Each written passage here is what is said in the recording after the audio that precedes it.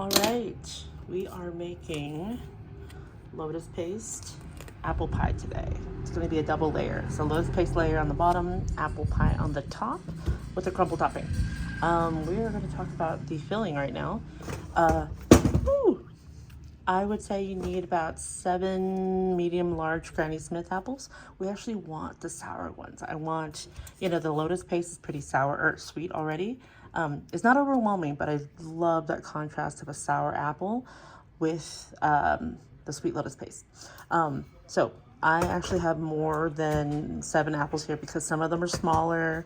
I also have some Golden Delicious because I didn't have enough Granny Smiths that are a little smaller. And I'm just gonna use them all up. And here, I don't know what kind of apples these are. They actually hold their shape though, so they're not galas. Either way, I do end up having a variety, but still majority of it are Granny Smiths. So I'm gonna go ahead and start peeling and chopping. We're gonna cut these into medium dice, about the size of a thumbnail. And then after that, we will deal with the lotus paste. You see, this is actually just expired. It's 10/15. It's expired 10/15/2025, but we're fine. These are pretty shelf stable and it hasn't been expired that long. I'm also using the red lotus paste because FIFO reality, it's almost expired, but there is white and red. This is the white one. I think when I'm having mooncakes or anything where I'm eating a giant bite of lotus paste, I do care. I would prefer buying like white lotus paste mooncakes. I can taste a slight difference where I'm trying to articulate what the difference is. I just get more of what I think of lotus paste flavor out of this. It's a slight nuttiness, it's starchiness, but it's not sweet potato, it's not bean. And so I really hope you give this a try, or if you have memories of lotus paste and are looking for some other way to incorporate it, I think it's a great flavor.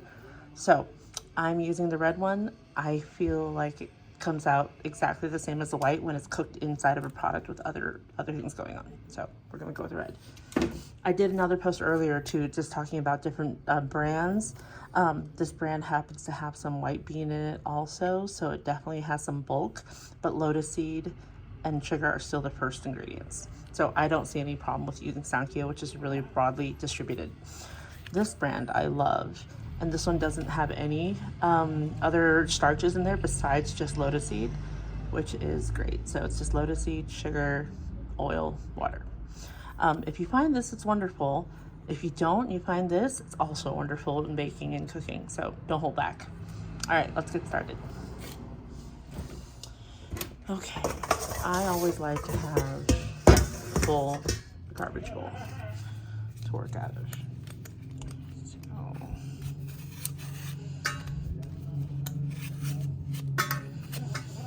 So Granny Smith are going to be great because, like I said, that tartness, but also that it holds its shape.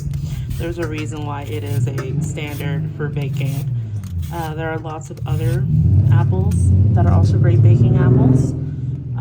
Granny Smith happens to be, I think, is the most tart. I haven't tried them all, so I could be wrong, but as far as what's really widely available.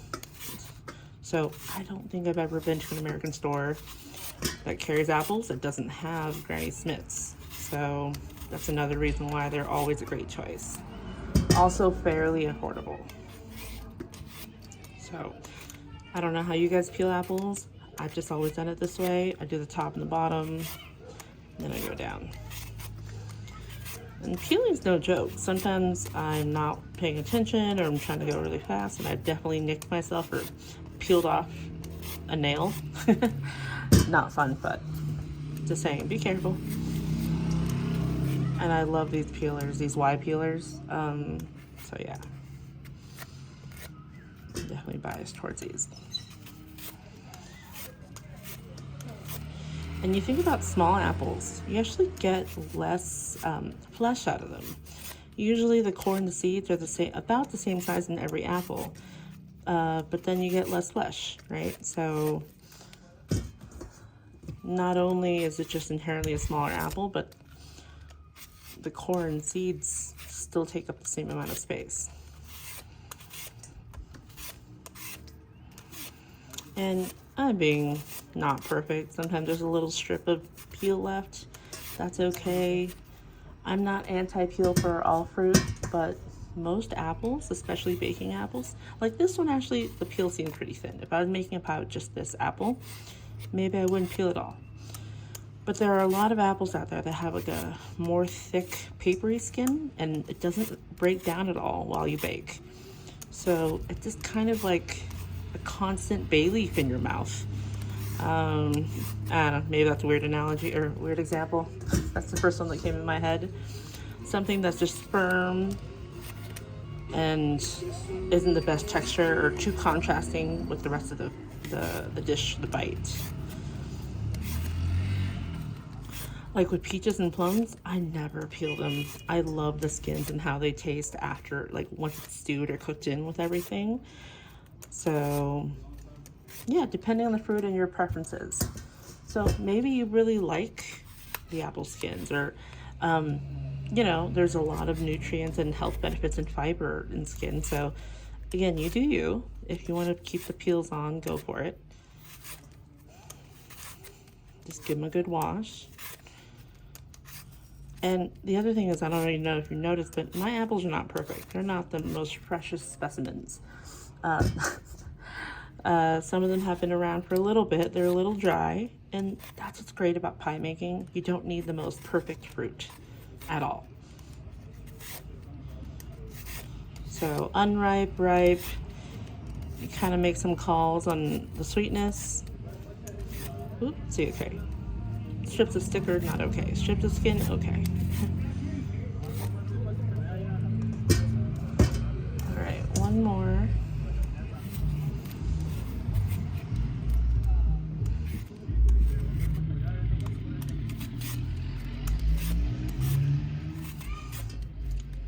How many of you guys had Asian grandmas, or don't have to be Asian, grandmas or parents that just peel a whole fruit with a paring knife and it's perfect every time?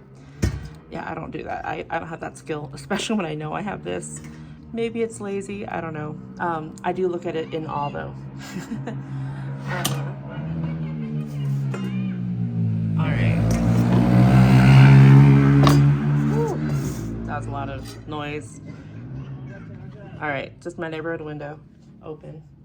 With this. So what we're gonna do is just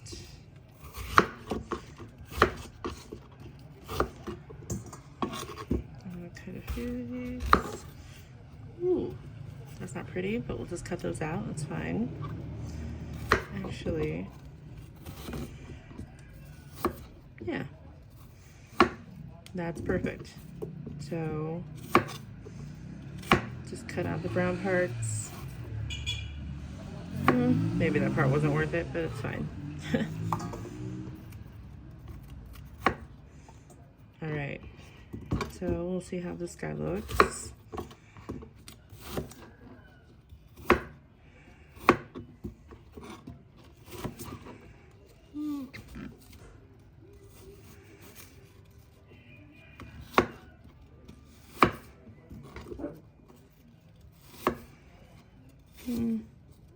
That's not worth saving.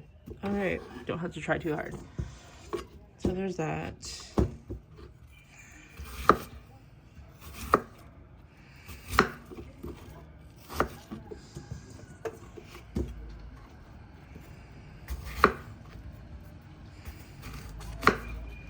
I always cut too close to the core.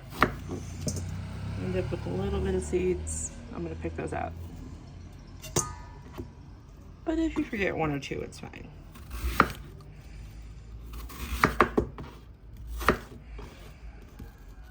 All right, I'm gonna cut some of these up before I do the rest. So when I cut these, medium dice, you can go large too.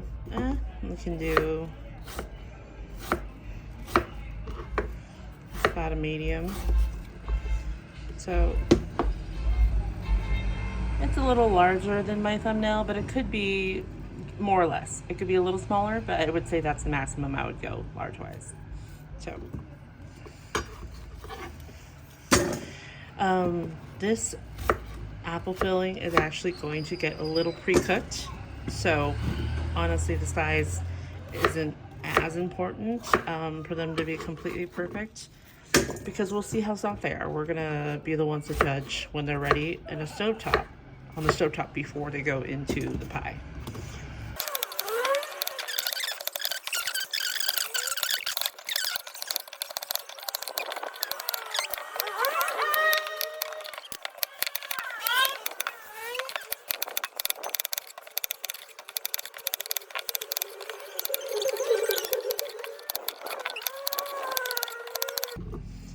So that was a lot of apples, but remember, I had some small ones in there. So if you have large ones, don't cut as many. I'll also tell you how much total weight I aim for, which is my preferred way to measure things, to be honest. So, all right, that's all cut up. When you take a look at these beauties, this is what we got. So, some of them are a little chunkier, some of them are not. That's a little big. Yeah, they're about a little bigger than my thumbnail. That one's, yeah, they're all about a little bigger than my thumbnail, actually, so they're mostly consistent.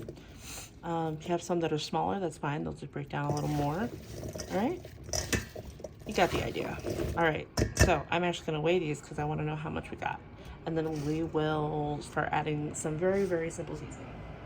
So I just wanna weigh this out for those of us that like to know exactly how much is there.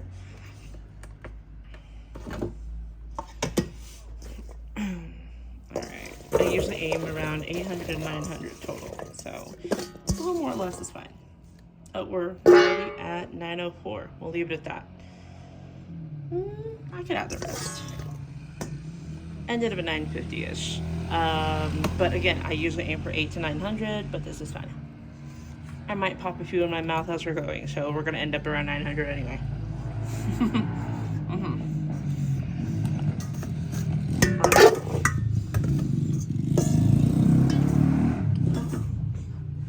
I'm switching bowls just because I want the bigger bowl. Okay. Next up. For this, we're going really simple. So we're gonna do about a tablespoon of apple cider vinegar. This is short brags, just in Spanish, but same thing. So if you don't have this, you can do lemon juice. That's totally fine. About a tablespoon. That's fine. Tablespoon if you want by weight. Usually around 10 to 16 grams. I'll go a little more. I know some of the apples I have are on the sweet side. So, all right. So it's about a tablespoon, and if you want to know, it was about 15 grams. So, okay. Next, we are going to do 160 grams of sugar, which is about 3/4 of a cup. So here, you see it's not totally full. We're gonna see how much we go, but 160 is about 3/4 of a cup.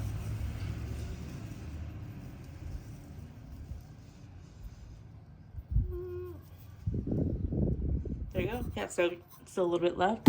I'm pretty confident that's 3/4. And it's always awkward when you look at different sides. I always say different weight measurements because the volume is up and down depending on how dense your sugar is or how tightly packed it is. Flour is more of an issue than sugar though. And then last but not least, we are adding just a pinch of salt. All right. That's it for this apple seasonings. So we are keeping it very simple because I want the Lotus paste flavor to stand out also, for you to be able to notice it. It does have a distinct flavor.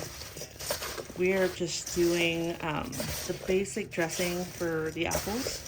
And to be honest, I think cinnamon and some nutmeg and all those other warming apple pie spices would also be delicious with the Lotus paste. But for this one pie that I'm making, this time that I'm showing you all, I really want a more, I think I mentioned it before in other videos where I want my grandma to have it, you know? And it's funny because a lot of Chinese people I know that are from China associate cinnamon more with savory food. And I totally understand. I grew up eating both. I grew up eating both American and Chinese food. A lot of braises. There's a lot of cinnamon and star anise with onions and all that stuff mixed together. So here, my goal is really to make something that feels like an American pie, but also true to my Chinese tastes. So I have made this with cinnamon and some nutmeg before. It's also delicious. So if that's what you'd want to try, go for it. Please don't hold back. Just for this example, I'm going to abstain. So you see here, it's already starting to glisten. The sugars are macerating the apples, especially with the vinegar as well. So we're gonna let this sit like 10 minutes and we'll see how much liquid comes out. You're gonna see right now there's no liquid pooling, but later there should be a lot. So we'll let this sit while we work on the lotus paste. And for the lotus paste, we're actually gonna use a saute pan.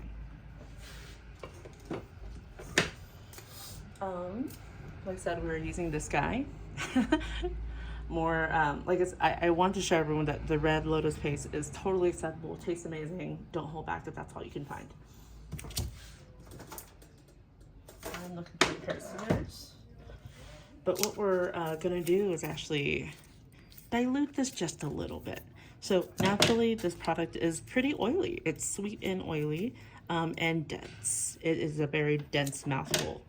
So I don't want to lose that denseness at all per se, because I think that's part of, in my head, the characteristic of having something with lotus paste in it. But I do want it a little more spreadable.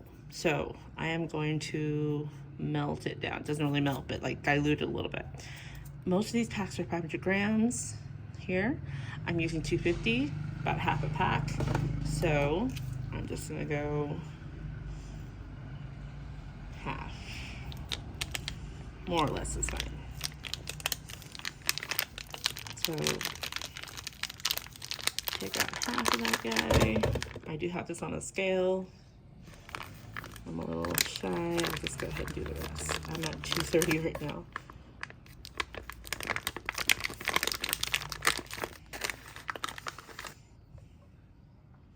All right. So this product, normally it doesn't stick. You see there's nothing really, it's not like a sticky product at all. It's, I don't know what other word to use, almost gummy.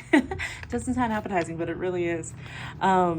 It's like a less, how do you say it?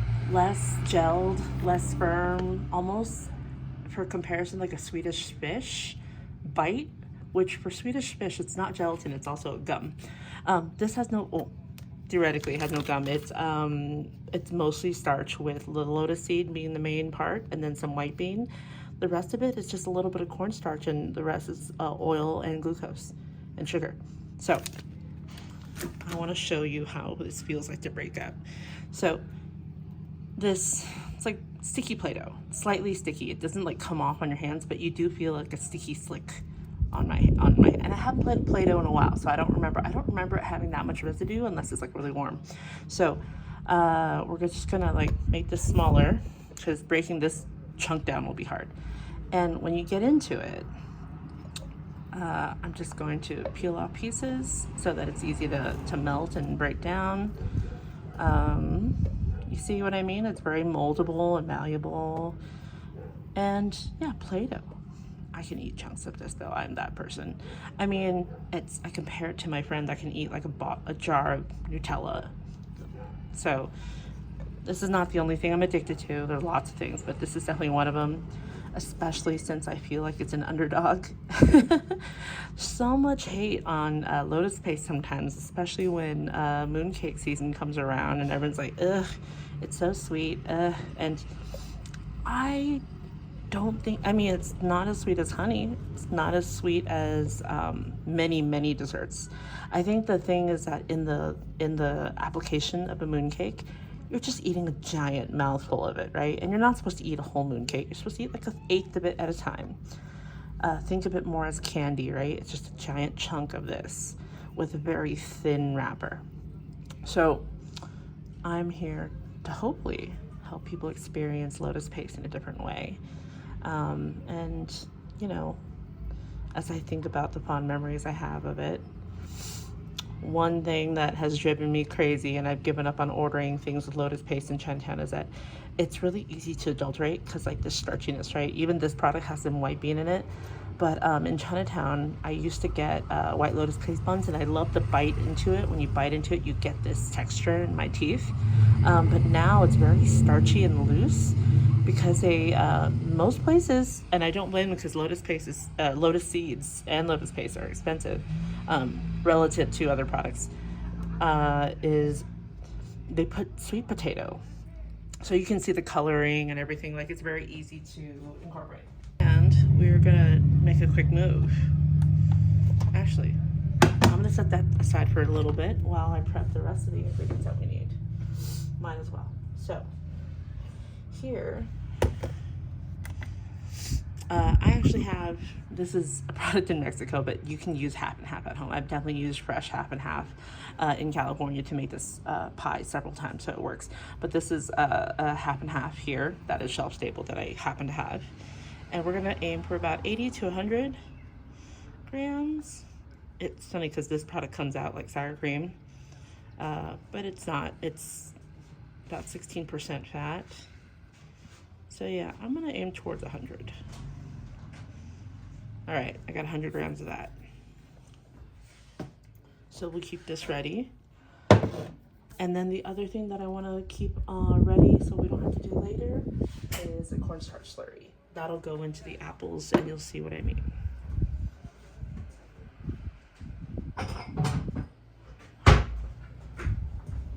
So, the cornstarch, I have a big bin of it.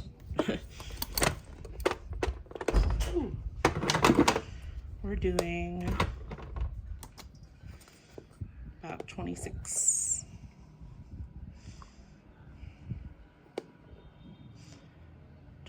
grams, which feels about 2 tablespoons. I will write the exact measurement on the recipe. And with that, probably gonna do about equal or just enough to make a slurry. Really, it doesn't have to be exact measurement, but enough to make a slurry. So it's at least another 26, if not a little more. Kind of helps it. Okay, that's what 100 grams. Let's mix that up and set it aside.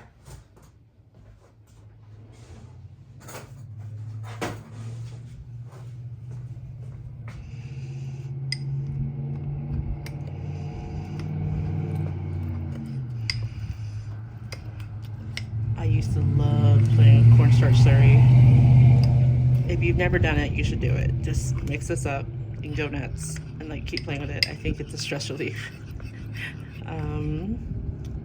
Let it settle, then mix it up again. All right. I know not everybody grew up in a Chinese restaurant like I did, so we didn't have a lot of toys laying around. So I would play with cornstarch slurry. There we go. All right, now we're gonna have to stir this up again later, but I don't know, there's this thing that's unsettling when I know there's clumps that aren't mixed up. So we're gonna mix it again a little bit later, but at least it's all been touched by water. All right, now we're gonna transition over to a stovetop. While we're waiting for the apples to release some more liquid, which I think they're actually doing pretty good right now. Oh yeah, there's a lot of liquid being released already. I don't know if you can see that. Yeah, there it is.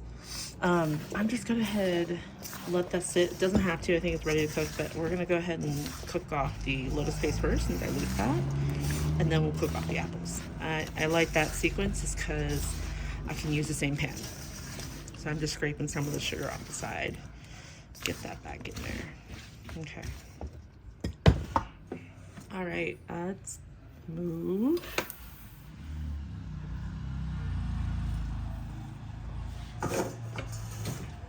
Now for this, I'm gonna get my heat on.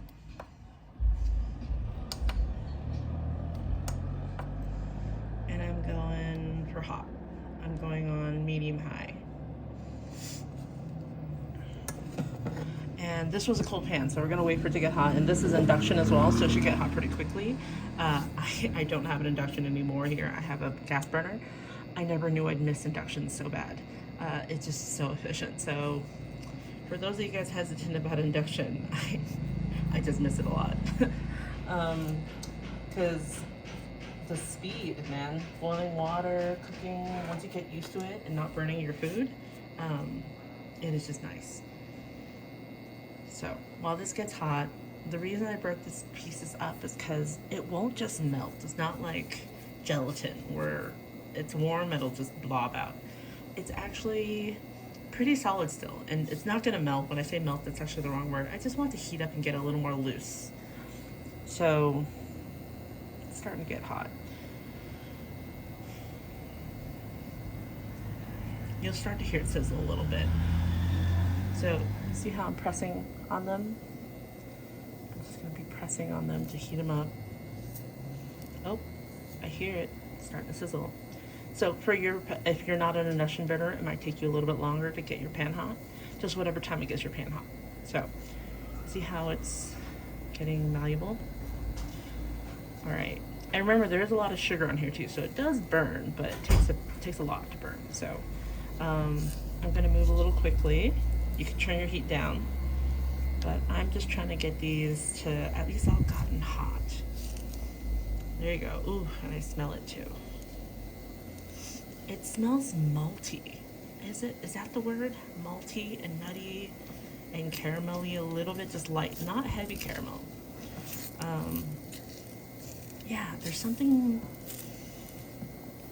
I'm trying to think of more words. Malty. I think that might be the one that I was missing. But yeah, it smells sweet, but not super sweet. It's a little bit of,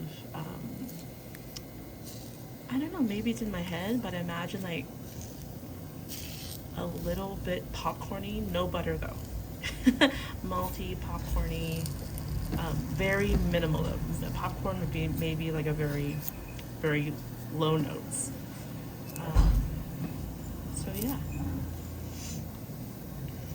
Almost like a sweet rice flavor too. There's like a sweet rice, not like sugar rice, but like sweet rice, like glutinous rice. Have you ever opened a pot of fresh made, see, I'm burning it, toasting it. I'm not gonna call it burnt, I'm toasting it a little faster than I thought because of the induction. As long as it's not black, you're fine. So now I'm gonna move quickly. I was thinking too much about how to describe the flavor. All right, I was holding my spatula weird. But you see how now it's way more malleable. It was not before. I'm actually gonna turn off the heat now because I think it's hot enough. Ooh, dropped a piece. And I'm just gonna add that half and half. That was very, very quick. Again, depending on your stove, that timing might change. And you might want to start with a lower heat actually. I'm not trying to bubble up my half and half. That's why I turned off the heat. I'm just gonna incorporate it now. So I just wanted it all. My heat is off, my pan is just hot. So I'm gonna incorporate all that in.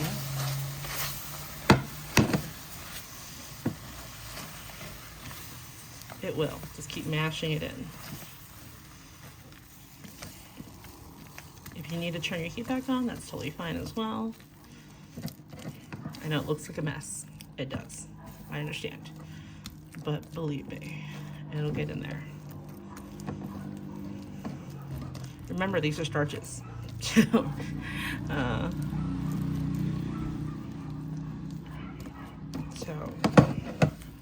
I've done this with heavy cream as well, which also works.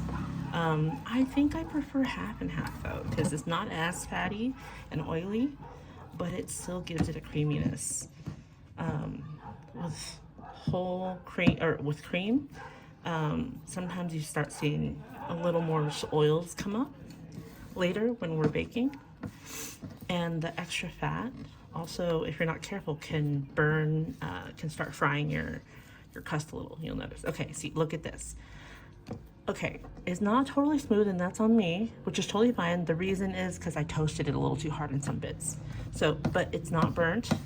Feel free to give it a taste once it's cooled off a little. This is not caramel, so it's not like that kind of hot, but it is hot. You saw it bubble and steam. So this is it. This is all we need. Again, if if you didn't over toast it like I did, you wouldn't have these little like rougher bits in there. It'd be a little smoother, but this is all fine. All right.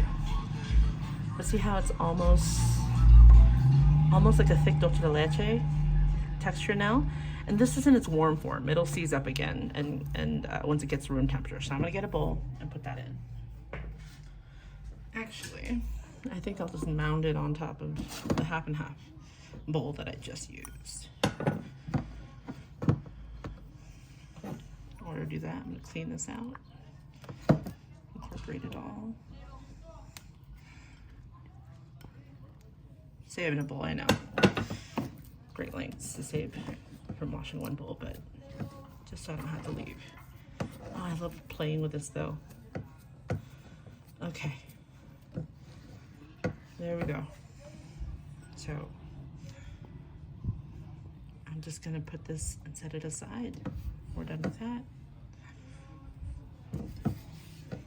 It could probably take more liquid. I still want to preserve, for this pie at least, I want to preserve some of that texture. Like I said, it's not straight up sweet potato kind of starch. It's not gel. There's just a slight gum, maybe more toothsome. I'm just gonna say that, but still starch, like a toothsome starch. All right, this is just me being overly precious about those. I'm like, get every little speck. You don't need every little speck. We're clean. We're pretty clean. All right, we're done. Oh, the other reason is also I realized we're going to use the same pan without having to wash it. So I'm scraping the sides a little bit. So we're going to cook our apples. Well, remember, our apples have been sitting and macerating. Got all that liquid.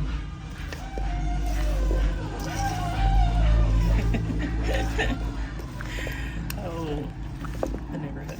All right, so I'm just showing how much liquid has accumulated, and all the sugar, not all, maybe not the sides of it.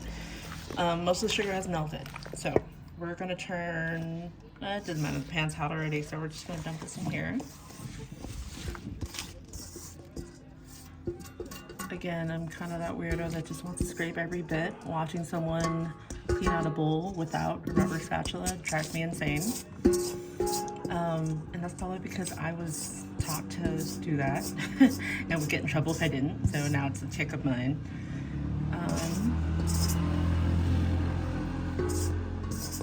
All right, there we go. So for this, I'm gonna turn on the heat. Again, I'm gonna start it on high, medium high, just so it gets going. Because remember, this is a cold pan, I want it to get hot. The other thing about this is I'm not trying to reduce the liquid per se. I just want the apples to cook down. So I'm not trying to evaporate anything. I'm gonna put a lid on here. Is this the right lid? Yes, love that. Okay. So again, this is heating up pretty quickly. Once you get it to a simmer, whatever your stovetop takes, whatever time your stovetop takes, probably takes about 6 to 10 minutes. We're not looking for a reduction. We're not looking for color. We don't want any color. We're not looking for a roasty flavor at all. We're just looking for some softness of the apples, to pre-cook them a little, to help them out.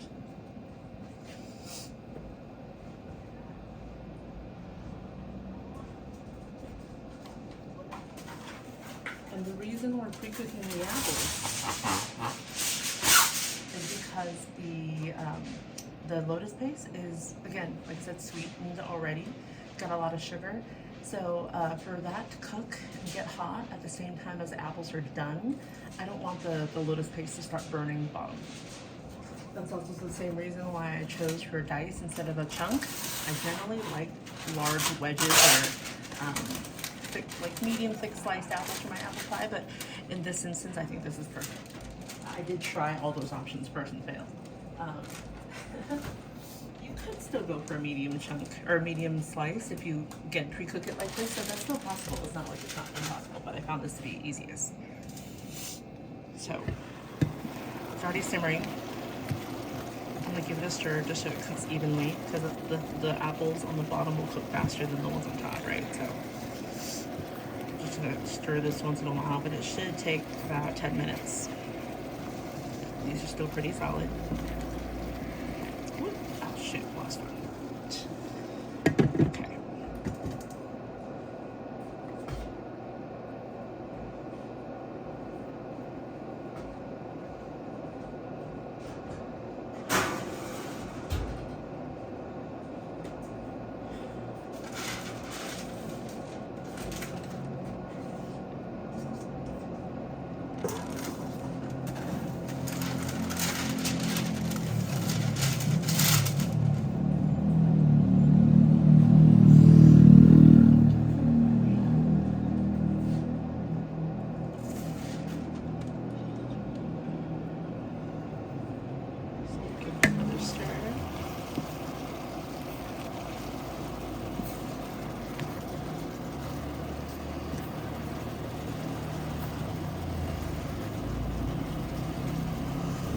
This is probably the 8th time I've made this recipe, at least. So, and every single time I'm like, oh, I could do it this way or that way, but I really like how simple this is right now, especially with these apples being very minimally seasoned.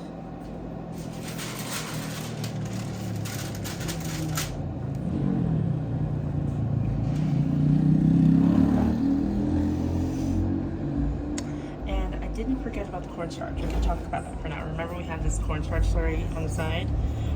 We're not going to add it to the pan. I'm actually going to add it to the apples after they've been out of the pan and cooled a bit. But I just like, when I don't make this ahead of time and have it on the side, I just forget to add it completely. So that's why I keep it ready to go. So again, how fun is that?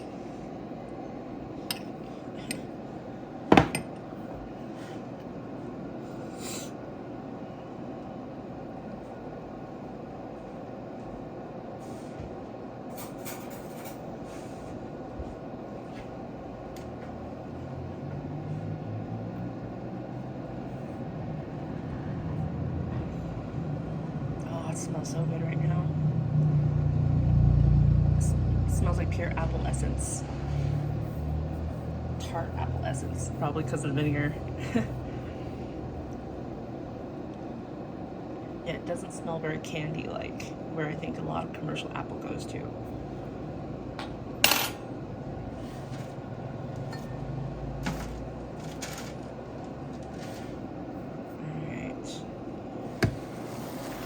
There we go. I'm actually turn down the heat a little bit. You see all the steam liquid from the lid? I'm actually letting it fall back in. I'm not getting rid of it because, again, I'm not trying to reduce this liquid down. Yeah, so in that vein, I am turning the heat down a little bit. We don't need a full boil. I'm just trying to gently cook the apples to soft and stirring to make sure that the cooking is even.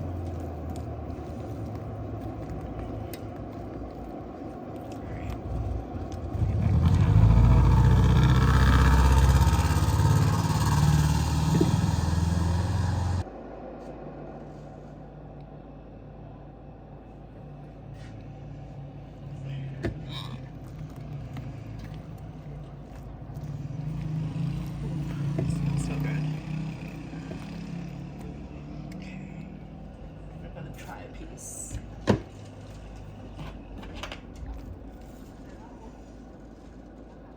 Oh yeah, I didn't have to put any effort into piercing that, but it's not mush. Perfect. So yeah, I had to put no pressure, but it's still holding its shape, which is the perfect.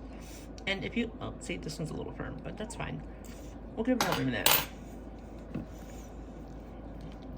But even if you overcook it too, that's fine. You'll just get a softer apple and you'll still have the great flavors of both the Lotus and the apple. So don't be too hard on yourself. Don't throw it away if you overcook them. If you have majority Granny Smiths or baking apples in general, they'll still hold their shape. Mostly it'll just be a softer topping, which is, again, still amazing and delicious. And I've definitely made that pie before already. and served it to people. Okay.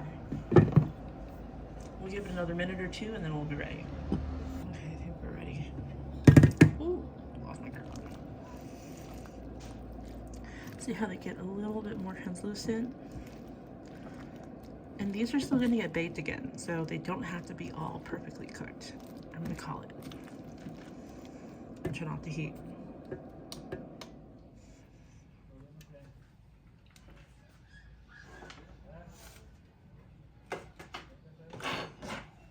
Okay, and I'm gonna show you the last test. Again, it took zero effort for me to pierce that. That was a small piece, let's try a big piece. I mean, you can tell. I don't know if you can see through the camera, but these are very translucent. Oh. Yeah, so that took a little bit of effort, but it's still soft enough. So they're supposed to be part cooked, not cooked all the way. But I keep losing pieces. All right, put them back in. I keep eating them too. They're delicious. Okay, and I'm gonna put this on a sheet tray lined with parchment to cool off. You see there's all that liquid? Actually, on that thought, because there's all that liquid, sheet tray is probably not the best way to cool them. Let's put it in a bowl.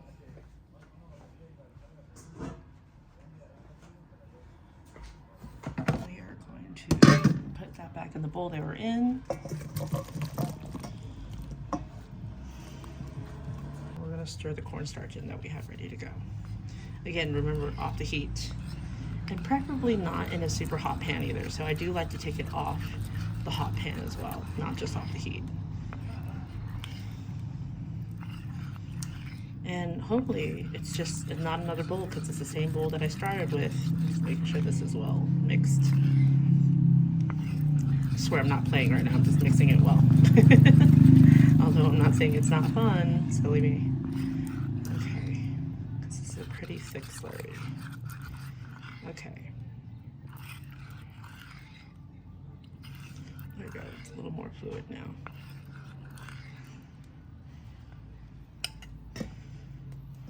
So if it's mixed well, you don't have to worry about, oh no, I have to mix it while I stir while I pour it in, because it's well coated in water and should be fine.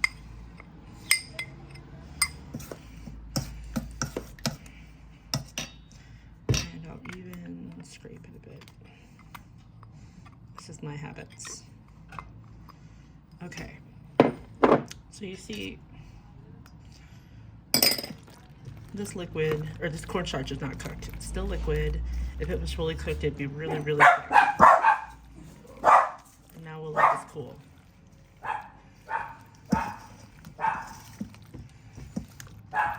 Okay, ta-da, let's set this aside.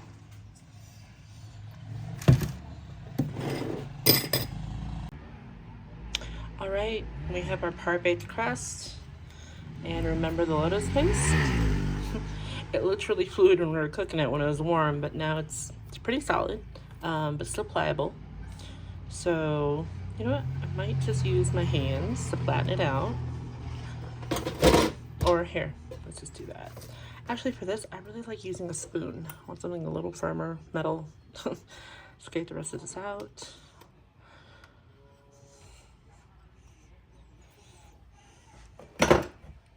And spoon. Oh yeah, you can see this pretty well cooked, so we're gonna smear it as well as we can. Just, we don't really have to smush it, it's more about spreading evenly on the bottom. So, there we go. I mean, a part of why I didn't add more liquid to thin this out is because a big part of Lotus paste, like the experience of Lotus paste for me, is the texture. There's this, I think I said this before, but like a Play-Doh gumminess that's nostalgic and satisfying to me. So we added, you know, a medium amount of liquid, not a crazy amount, but we could add more, and I think it would have definitely soaked it up. So maybe that's for another pie or next time. So I just want this to be even-ish. Whew. All right, there we go. I think there's a thick spot right here.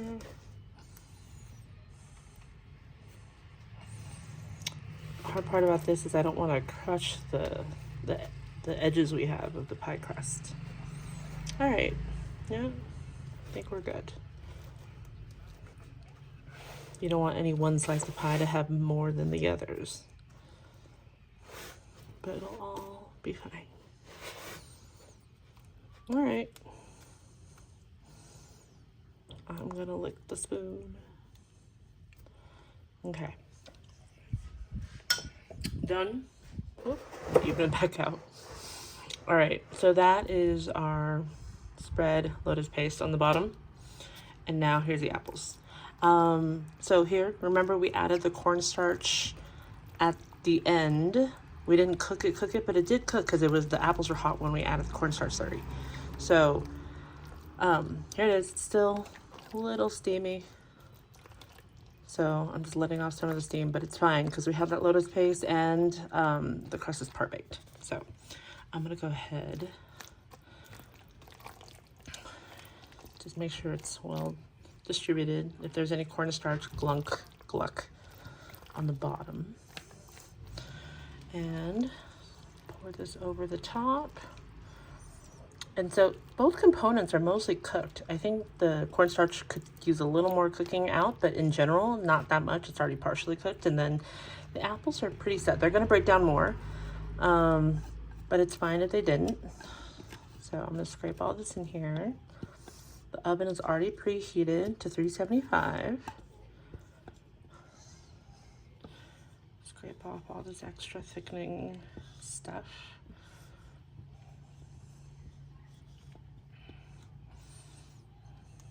Okay, so make sure that it's, again, evenly spread out. I know sometimes we tend to like do a big mountain in the middle, but not necessarily for here. It also doesn't cook very evenly when we do that. I even have to watch myself. Sometimes I'm like, oh, it's so pretty, I just mound it.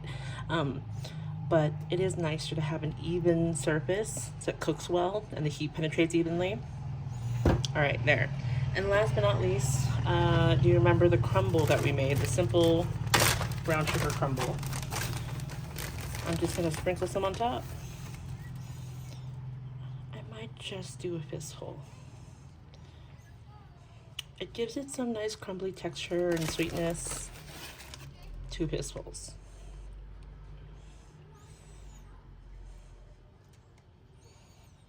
All right, and a lot of times with apple pie, I love an oat crumble, like an oatmeal crumble, but I don't really want that introduced here.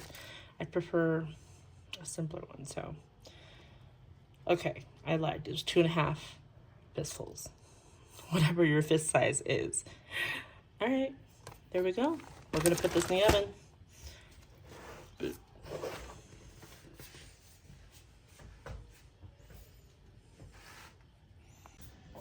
All right, it's been 45 minutes. Let's check out this pie. I've checked out it before already. Woo! Okay, so for this kind of fruit pie, all fruit pies I usually look for big bubbles. It's hard with this one, the pre-cooked and product. So I'm gonna check the temp. Oh yeah. Let's see, I want it to be more towards 200. Okay, I might cook it just a little bit longer. Probably another 10 minutes. Oh, it's pretty damn close. Okay, I mean, the cornstarch was mostly, I'm not going down too deep because I don't want the temperature of the Lotus. I want the temperature of the apples and the cornstarch. So we're in the low 90s. High 80s, low 90s, or 190s. So I'm gonna do just 10 more minutes. All right, just open it back up. Oh, I'm happy. If they're all around 191, I think that's close enough. All right, it's done. All right, perfect. I like a darker brown on my crust, so that's just my preference. I don't like it too light. More brown than golden brown. Not golden yellow. So yeah, this is the done product. It'll sink a little. This is fresh out of the oven, so it definitely will fall a little, but still mounded very well, not topped like a mound, but evenly. It's already starting to sink. But yeah, this is our gorgeous baby. This is the apple lotus paste, or apple lotus seed paste pie.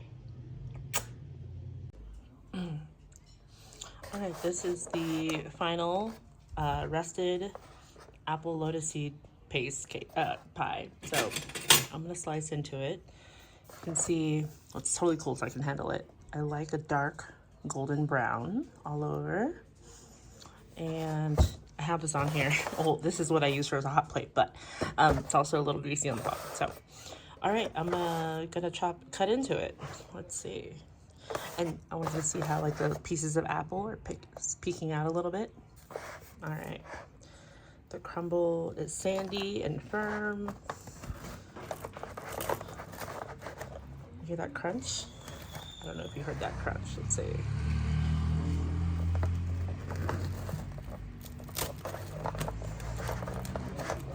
Oh, that is crispy. I always feel like I should get a pie server, but I never do. And here you go. Look at that. There's a layer of lotus paste on the bottom and then the apple pie on top. So that's what we want. It holds on its own. The crust is set, it's very sturdy. It's not gonna fall off. So yeah, this is great. The bottom is very golden, or very golden brown. I wouldn't say yellow, right? So it's I push it to the edge. I really want it to be well cooked and sturdy. So I hate it when they're kind of floppy and anemic. So this is our slice of apple lotus seed paste pie. I just wanted to see that cross section. Yeah. All right. Also, I've definitely gone to a lot of pie shops where the pie looks amazing and I'm like, oh my God, I'm so full, I have to order one. And they look sturdy and huge and they're too sturdy. I'll take a bite into it and it's like eating cement. Okay, that's exaggerating. It's like eating Jello. Maybe pudding, firm pudding. Ooh, that's not good to, okay. So this actually will fall apart. It's not firm pudding. This one used cornstarch. So we didn't do too much though. There is a gelling effect, obviously, from the cornstarch, from all the liquid that came out of the apples. So yeah.